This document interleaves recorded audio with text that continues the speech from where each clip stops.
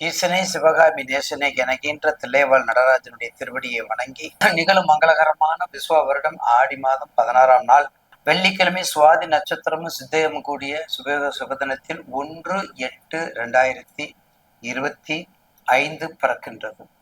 August மாதம் 8வது மாசமாக மலர்கின்றது. கும்பராசி. குன்றிலிட்ட விளக்கு போல் திகழக்கூடியது, குடத்திலிட்ட விளக்கு போல் அல்ல.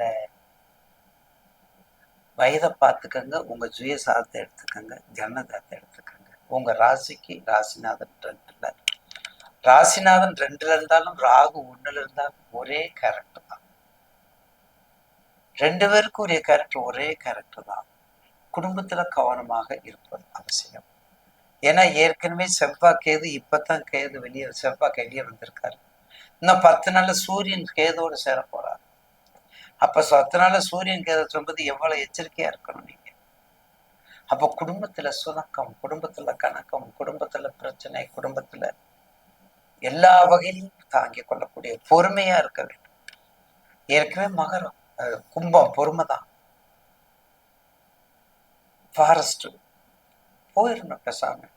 தடியை எடுத்துக்கிட்டு தண்டக்காரனா போ, காட்டுக்கு போ, ஊருக்கு போ, காட்டுக்கு போ, வீட்டுக்கு போ, நாட்டுக்கு போ, நகரத்துக்கு போ. திரைகடல் ஓடியும் திரவியம் தேடும். மிதுனம், துலாம், கும்பம். Due to eligibility proper. இந்த ப்ரோபர்ப்பு யாருக்குன்னா இவங்களுக்கு தான். இந்த பழமொழி, இந்த ப்ரோபர். திரவியம் தேடு, திரைக்கடல் ஓடியும் திரவியம். காற்று ராசி, மிதுன ராசி, சரராசி. அடுத்து ஸ்திர ராசி. அந்த சரம், சிரம், உபயம், அந்த 3 ராசிகளுக்குமே நெருப்பு இருக்குது, நிலமும் இருக்குது, காற்றும் இருக்குது.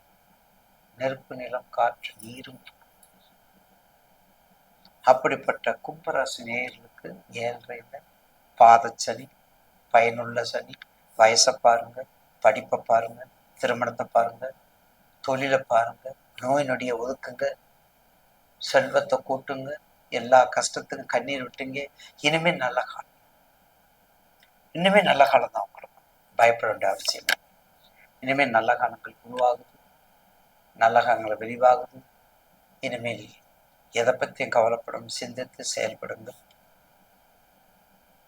அம்மன் காளிகாம்பாள், உக்கிரகாளி, வெக்காளி, மாரியம்மன், கௌமாரி, சப்தகன்னிகள், கௌமாரி, சப்தகன்னிகள், இப்படிப்பட்ட பிரார்த்தனைகளை மனசுல பதிவை, இப்படிப்பட்ட பிரார்த்தனைகளை மனசுல பதிய வச்சா அவர் நல்ல மார்க்கம்.